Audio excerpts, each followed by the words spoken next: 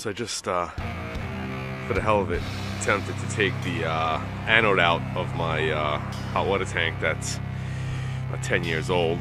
That just went on me for another reason.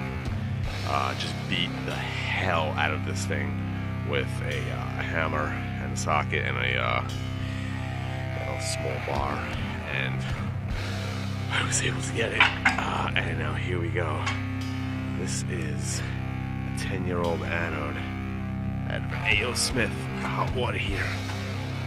Oh my god.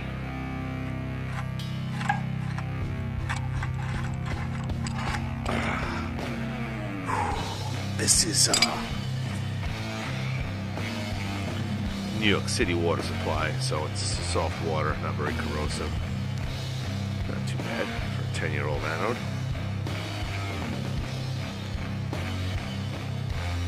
This is out of a A.O. Smith Pro Max. Oh. There you go. It was not easy getting that out, but it came.